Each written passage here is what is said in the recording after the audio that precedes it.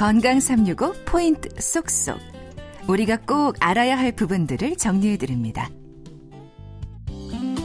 건강 365 박광식의 건강 이야기. 오늘은 노인병을 주제로 국민건강보험 일산병원 가정의학과 이상현 교수와 함께하고 있습니다. 100세 시대의 노인병은 삶의 질과도 연결되는 부분인데요. 그래서 조기 발견을 위한 노력도 중요하고 또 무심히 넘길 수 있는 증상들이지만 유심히 살펴야 하는 부분들도 많은데요. 우선 체중이 지적되던데요. 체중이 부쩍 늘거나 늘었을 때 좀 어떤 문제가 있을 수 있는 건가요? 저희 외래 오실 때 혈압도 재고 하지만은 저는 체중을 꼭 재시라고 오실 때마다 저거 합니다. 누군가 저에게 혹시 환자를 볼 때 한 가지 질문만 해야 된다라는 어떤 규정이 저한테 주어진다면 저는 체중 변화 있으십니까를 물어볼 것 같습니다. 그러면 체중 변화라는 것은 노인의 신체 상태에 가장 좋은 종합적 지표이기 때문에 그렇죠. 근데 여기서 체중이 말씀드릴 때 약간 좀 착오가 있을 수가 있는데 체중 그러면 항상 비만도를 생각하시죠. 비만도보다는 체중 변화. 그분이 전에 3개월 6개월 전보다 얼마나 체중 변화됐냐가 더 중요하겠죠. 근데 왜 비만도를 말씀드리냐면 매스컴에서 비만 특집을 한번 하고 나면은 한 2, 3주 후면은 굉장히 쇠약해지신 어르신들을 만나게 됩니다. 비만이란 굉장히 중요한 주제죠. 중요한 화두고 우리가 이것을 어떻게 잘 조절해 관리할 것인가 중요한 주제인데 어르신들이 이거를 잘못 받아 드시면은 소식해야 되는구나. 그러니까 평소에 잘 드시다가 소식을 하기 시작했어요. 한번 미디어 보고서 갑자기 소식으로 바꾸시는군요. 그렇죠. 그런데 그렇게 되면 뱃살을 좀 빼겠다고 소식하는데 그 뱃살이 빠지면 좋을 텐데 근육이 빠지시게 되죠. 그래서 근육의 감소되기 허약해지니까 특히 어르신들은 단백질 섭취 부분이 참 중요하고 이 근육량이 참 중요한데 오히려 소식을 해가지고 빠지는 부분들 그런 경우들이 있기 때문에 저는 웬만하면 그냥 현재의 체중을 유지하는 것이 어떨까 생각되고요. 물론 이제 비만이라는 것은 중년층에서 40, 50대에서는 굉장히 관심 갖고 자기 체중을 조금 관리하는 것들 중요하고 하는데 어르신들에서는 체중을 빼는 것보다는 근육량 유지하는 것에 더 초점 맞추면 어떨까 싶습니다. 그럼 교수님께서는 체중 변화의 유의미한 정도는 한 어느 정도로 보십니까? 보통 이제 한 3개월, 6개월 이렇게 잡는데요. 한 5%에서 10% 정도를 봅니다. 그러면 60kg 정도 되신 분들이라면 한 3, 6kg 정도, 1, 2kg 빠졌으면은 그거는 조금 애매하겠죠. 좀 두고 봐도 되는데 그것이 벗어나기 시작한다면은 좀 문제가 될 수가 있겠죠. 보통 체중이 한 60kg인 노인이 한 3, 4kg이 한 3, 4개월. 내지 4개월. 6kg 정도, 5 내지 10% 정도 저거 하면은 조금 관심을 가셔야 됐고요. 만약 체중 빠졌다가도 한 1, 2주 내에 식사를 잘 하시면서 회복된다면은 조금 여유 갖고 생각할 수가 있을 텐데 계속 빠진다면 문제가 되겠죠. 그러니까 체중 변화를 보고 혹시 식사량은 줄지 않았는지를 먼저 그 다음에 확인하는 게 중요하겠네요. 네, 맞습니다. 그리고 또 그 노인병에 있어서 또 노화에 있어서 인지 기능을 얘기 안 할 수가 없는데 사실 뭐 건망증, 기억력 저하 뭐 이런 것들은 좀 우리가 어떻게 받아들여야 되는지 한번 정리를 좀 부탁드릴게요. 기억력이 떨어져서 오신 어르신들한테 저는 기억력이 어떠세요? 물어봅니다. 본인한테요? 네, 본인한테 어떠세요? 물어봅니다. 그러니까 가족들이 모시고 오셨죠. 저한테 작은 메모장을 이렇게 줍니다.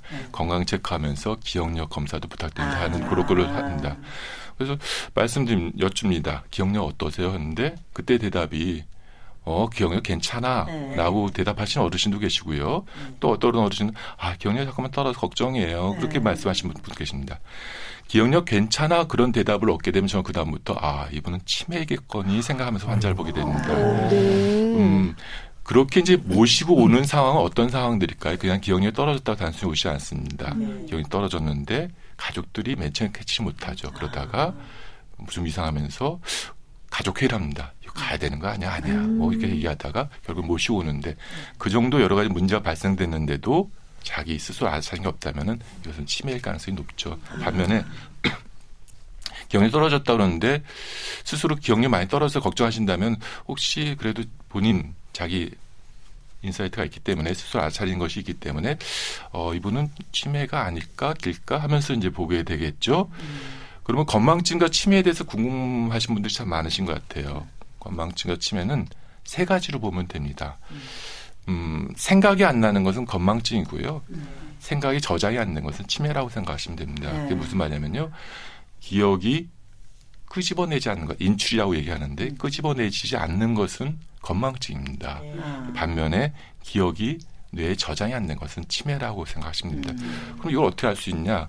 방법은 객관식 시험이 쉬운가요? 주관식 시험이 쉬운가요? 객관식이죠. 객관식 이렇게 하다가 객관식은 주관식 생각 안 났다가 보이면은 이거였지 하면서 하게 되죠. 그래서 그거는 저장이 됐다는 거고요. 또 단서를 줄 수 있습니다. 뭐 아까 말씀드린 것 중에서 학용품 중에 있었는데 기억나세요라든지 어떤 단서를 주면은 기억이 난다면 그거는 저장이 돼 있는데 인출이 안 되는 거기 때문에 그거는 건망증일 거라고 생각합니다. 그래서 그런 부분이 하나 있을 수 있겠습니다. 네. 또 이게 노인에 있어서 식욕도 중요한 것 같고 입이 자꾸 마른다는 분들도 계시던데요. 이건 어떤 노화로 봐야 될 건지 아니면 좀 어떤 노인병을 의심해야 되는 부분일까요? 물론 병일 수도 있겠죠. 뭐 자가면역 질환 중에서 드물지만 입이 아주 바짝바짝 마른 병도 있고 뭐 당뇨병이 조절 안 되는 경우도 있겠고 여러 가지 있겠지만은 저는 우선적으로는 어르신들이 나이가 드시다 보면 뇌의 갈증 중추가 좀 기능이 저하된다고 봅니다. 그래서 무슨 얘기냐면 그것은 본인이 목마를 때만 물을 드시면은 모자른다는 거죠.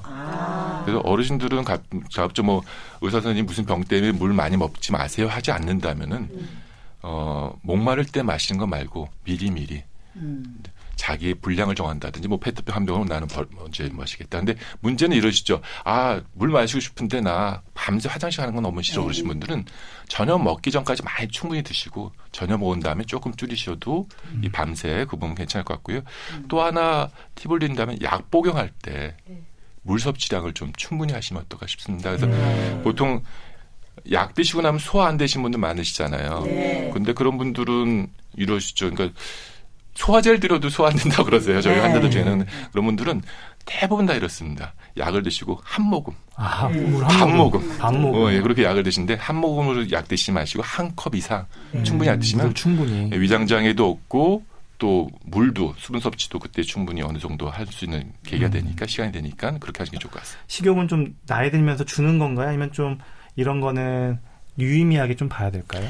식욕이랑 굉장히 중요하겠죠. 우리 뭐 3대 욕구 할 때 식욕, 성욕, 뭐 수면욕 그렇게 하는데 그것이 떨어지면 우울증 같은 것도 생각해 볼 수 있지만 아까 입이 좀 건조하기 때문에 식욕도 떨어지고 또 어르신들은 이제 소화 작용 기능도 조금 떨어지는 경우가 있고요. 또 식욕이랑 좀 다르지만은 치과 문제들이 많으시죠. 치아 문제들이 있고 여러 가지 치과적 치료한다면은 불편하시기 때문에 또 식사량이 줄은 부분도 있기 때문에 그런 것들이 어떤 것이 원인인가에 따라서 조금 접근을 달리해야 될 필요가 있을 것 같습니다.